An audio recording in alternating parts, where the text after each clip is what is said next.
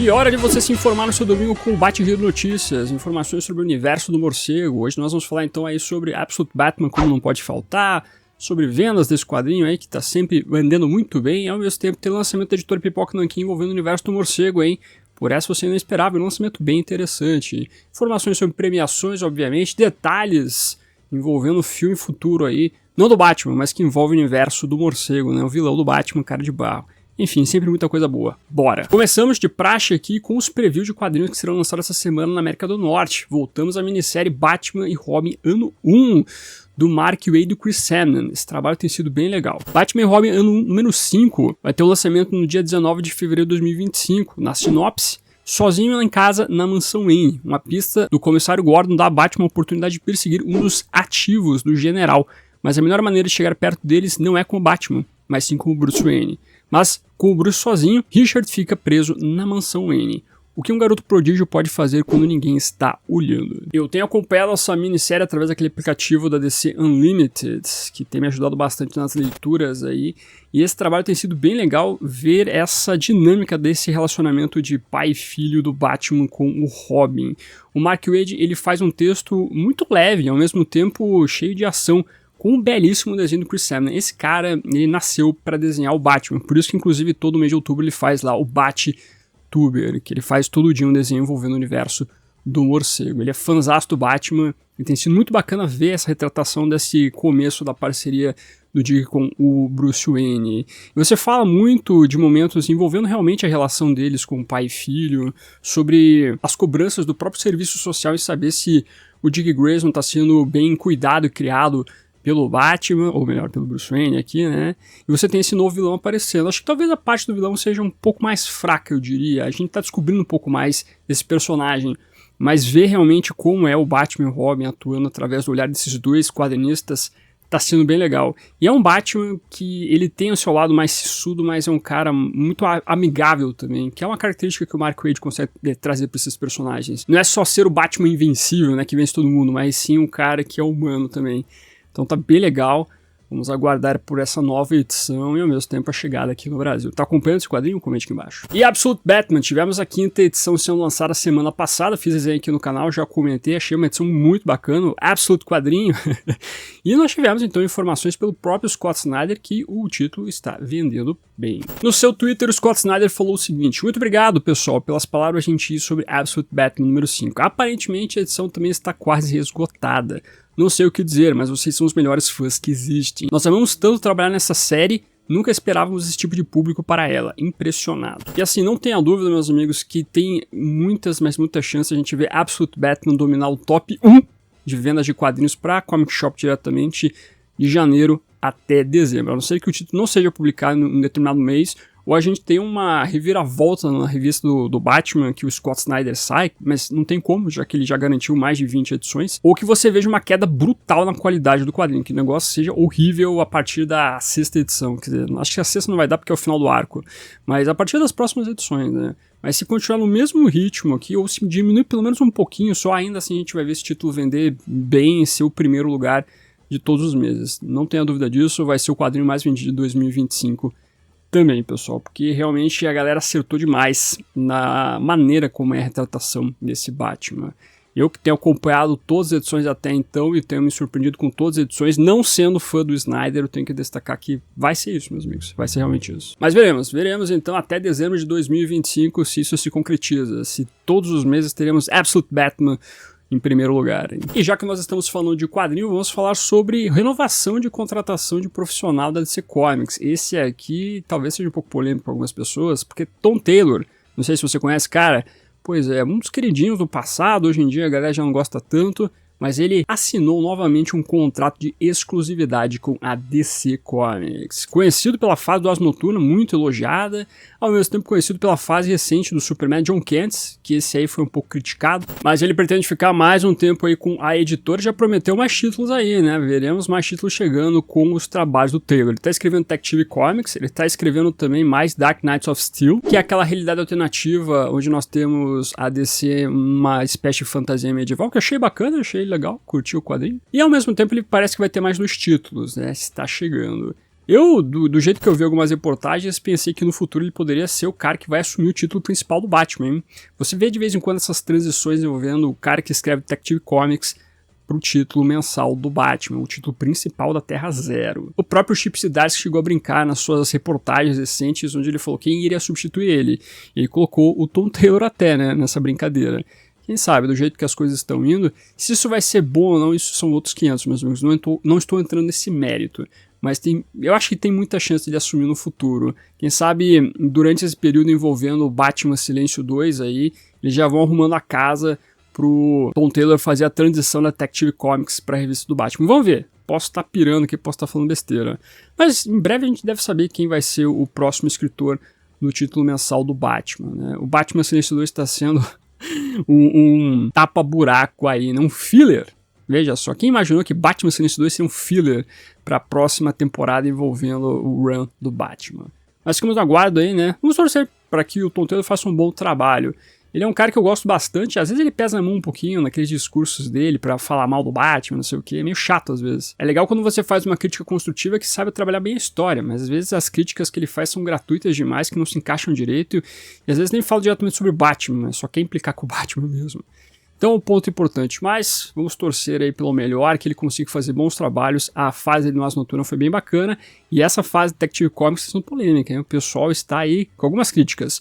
Eu já prometi, quando terminar o primeiro arco de histórias, eu trago meus comentários aqui pra gente falar sobre esse primeiro arco, que é polêmico. Continuando a falar sobre quadrinhos, nós tivemos um anúncio novo da editora Pipoca em Nanquim. Ela anunciou em uma live lá seus próximos lançamentos de 2025. Muitas promessas bacanas, continuidade de lançamento de quadrinhos, ao mesmo tempo algumas surpresas que eles estão prometendo futuramente, que eles não revelaram. E dentro desses anúncios nós tivemos algo envolvendo o universo do morcego.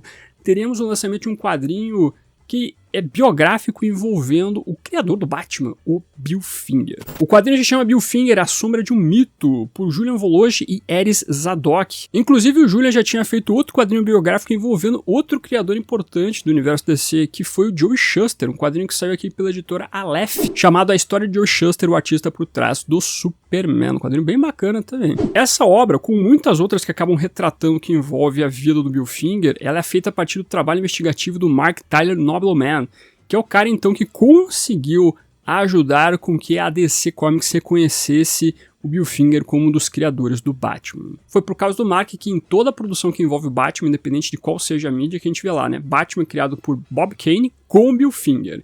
É claro que com o Bill Finger é uma maneira que o jurídico da DC, a própria DC como um todo, achou para colocar o nome realmente do Bill Finger, porque poderia ser Batman criado por Bob Kane e Bill Finger, né? Não precisava com. Mas eu acredito que o contrato antigo com o Bob Kane, ou qualquer coisa nesse sentido, deve ter dado uma empacada, mas pelo menos tem o reconhecimento e o nome do Bill Finger aparecendo. Para mim tinha que ser Batman criado por Bill Finger e Bob Kane, né? Porque a gente sabe que o Bill Finger é muito mais importante que o Bob Kane. Claro, o Bob Kane foi empresário que ajudou a ter a existência do Batman, obviamente, mas o Bill Finger é o cara que criou toda a mitologia do Batman tal como a gente conhece. O quadrinho que foi originalmente lançado pela editora Planeta Comic, que é uma editora espanhola, e a gente tem então a publicação em português pela Pipoca em Nanquim. Eu achei interessante o preview que a gente vê o foco na Tena Finger, que é a neta do Bill Finger, uma peça muito importante para os trabalhos do Mark na investigação para levar então o momento onde a gente vê o Bill Finger sendo acreditado como um dos criadores do Batman, né, oficialmente falando. Aqui no Brasil a gente teve até uma publicação pela editora Script, que também foi originária dos trabalhos do Mark Tyler Nobleman. Eles entraram em contato com o jornalista para saber detalhes assim por diante e ajudaram toda a composição desse quadrinho aqui, né? É um quadrinho que tem um foco bem histórico, que além de falar sobre Bill Finger, sobre a criação do Batman, fala muito sobre o contexto dos quadrinhos dos anos 40, 50 e assim por diante. É um trabalho que eu achei bem interessante. O trabalho do Diego Morro, Douglas Freitas e do Zambi. Fica a dica também, né? Um quadrinho brasileiro falando nesse quadrinista muito importante que foi o Bill Finger. Aqui a gente vê uma ótica diferente através dessa publicação da editora Pipoca e Nanquim, que chega em abril de 2025. Logo mais deve acontecer quer dizer, logo mais tô de sacanagem, né? Já que em abril o lançamento, então a gente deve ver por março ali a pré-venda. E é o tipo de publicação que eu sempre acho muito importante para as pessoas conhecerem muito mais do que foi a importância do Bill Finger, porque ainda existem pessoas que não sabem qual a relação do Bill Finger com o Batman. Às vezes nem sabe direito quem criou o Batman, obviamente, né? Tem muita gente que acha que é o Frank Miller que criou o Batman, mas ainda assim falta um pouco de reconhecimento por muitas pessoas da importância do Bill Finger. E esse tipo de título, vindo pela editora Pipoca Nanquim, que é muito conhecida pelo público que gosta de quadrinhos no Brasil, acaba sendo muito importante. Por isso eu achei muito bacana nós vermos essa publicação pela editora. Então fica a dica, já fica no seu radar para dar uma olhadinha, porque esse título vai valer a pena. É muito bacana ver um pouco mais envolvendo as biografias com o Bill Finger. E sempre fica a dica para você assistir o documentário Batman and Bill, que saiu pela Hulu lá fora e aqui no Brasil nunca chegou. Tem que assistir de outras maneiras aí. Mas é um documentário que basicamente fala sobre toda essa trajetória do Mark Tyler Nobelman, fazendo então toda a investigação envolvendo o Bill Finger. É um documentário bem bacana, bem bonito, bem triste no final até, mas é muito bom, fica a dica para você assistir. E vamos falar sobre colecionáveis. Teremos novos lançamentos envolvendo a Funko com Batman The Animated Series. Temos o anúncio de uma nova figura envolvendo a Arlequino, o Ra's al Ghul, aquela máscara que aparece durante então a animação baseada nos quadrinhos. Temos o Charada aí nas suas vestes bem clássicas, tal qual o Animated Series, e o Batman na sua pose clássica, tal qual a abertura. Esse Pop Deluxe aí ficou muito bacana, e esse eu tô tentado ir atrás. Tem gente que reclama desses bonequinhos, mas eu acho eles muito simpáticos, tem um monte aqui, né, no cenário, inclusive no escritório, eu acho muito bacana. E esses do Animated Series ficaram show, hein? Esse do Batman, com sua pose clássica, pô, tem que dar uma olhada nisso aí, convenhamos. Falando sobre outros colecionáveis, nós temos também a McFarlane Toys, como sempre, não pode faltar ela. Ela vai lançar, então, uma nova action figure, quase estátua, na verdade, envolvendo o Batman no 2. Ela já tinha lançado um passado que emulava todo o desenho do próprio McFarlane, envolvendo esse quadrinho polêmico aí. E dessa vez nós temos, então, uma peça repintada, na verdade. Agora é uma decoração preto e branco com toques de azul. É uma peça que vem com uma capa de plástico, além da base, que custa, no varejo, lá nos Estados Unidos, $49,99. E tem envio a partir de abril de 2025. Eu acho muito bacana, eu acho muito bonita essa peça. E o desenho do McFarlane, por mais que seja exagerado, mas dá um toque diferente pro quadrinho, né? Que traz uma plasticidade que eu acho até interessante. Mas lembrando que aqui no Brasil nós temos a Iron Studios fazendo distribuição dessas peças aí da McFarlane Toys. Vamos ver se esse chega aqui no Brasil. Aqueles bustos dos capuzes apareceram na Iron Studios lá, hein? Não sei se já esgotou, mas enfim, de qualquer maneira fica a dica caso você queira dar uma olhada futuramente em lançamentos, tal qual essa peça. E o site The Hollywood Reporter resolveu trazer novidades envolvendo o filme do Cara de Barro. Pois é, né, essa fonte muito importante, que o próprio James Gunn falou que é uma fonte fidedigna, que a galera pode levar em consideração, tomando alguns cuidados, mas eles trouxeram algumas atualizações importantes envolvendo esse futuro filme do DCU com o vilão do Batman. A DC Studios estava de olho em J.A. Bayona durante as férias de Natal para propor a ele a direção do filme do Cara de Barro, mas infelizmente a pista esfriou. O Jeff Wadlum, que foi considerado inclusive como uma das pessoas que poderia assumir a direção do filme pelo site Deadline, não está sendo cogitado pela DC Studios para dirigir o filme do vilão. Em relação ao James Watkins, ele ainda não se encontrou com os chefões da DC, mas espera que o faça e ele está sendo então aí cogitado para dirigir esse filme. O filme do vilão será uma história de terror de Hollywood, usando a encarnação mais popular do vilão, um ator de filme B que se injeta com uma substância para se manter relevante, apenas para descobrir que pode remodelar seu rosto e forma, tornando-se um pedaço de barro ambulante. O orçamento do filme é de 40 milhões e está considerando filmar em Vancouver, Toronto, Nova Jersey ou em Atlanta. Então aquela informação que a gente tinha envolvendo o Jeff de poder dirigir o filme, né, que seria muito, mas muito perigoso para todo o trabalho, a gente pode ficar um pouco mais aliviado. James Watkins não é um diretor extremamente relevante em Hollywood, mas ele fez bons filmes de terror no passado, então acaba sendo um nome um pouco mais tranquilo.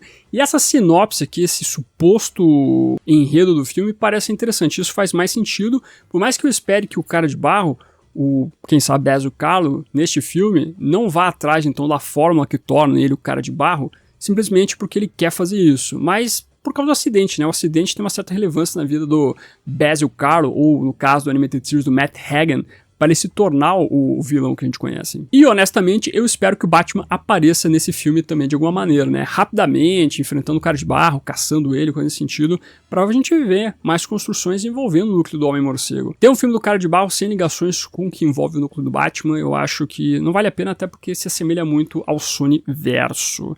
Mas em relação às informações do The Hollywood Reporter, essas notícias parecem muito mais animadoras se comparado ao que o Deadline tinha trazido, né? Convenhamos, aquelas notícias estavam bem mais ou menos. Além do mais, o Deadline foca muito em falar sobre o fato que o filme do Cara de Barro pode ser não necessariamente de um vilão, mas sim de quase um herói, sei lá, e realmente dá uma preocupada, né?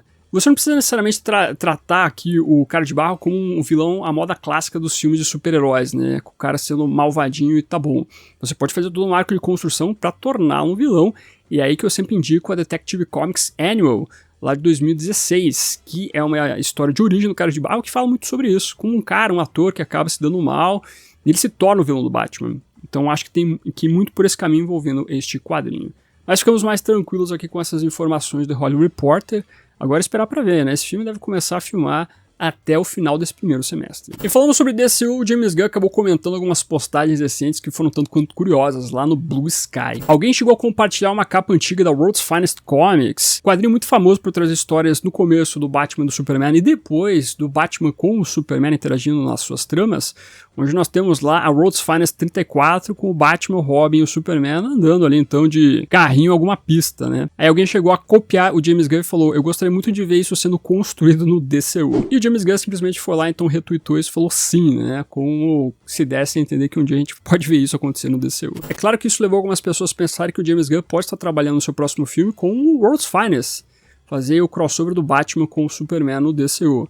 Eu digo pra vocês que eu não gostaria muito que o próximo projeto do James Gunn, que tem muita chance de sair antes de qualquer coisa, porque o cara é um workaholic e ele consegue adiantar fortemente seus trabalhos, como já sendo o filme do Batman e o Superman juntos. Eu preferiria primeiro ver o filme do Batman pra depois ter o filme do Superman e do Batman juntos, né?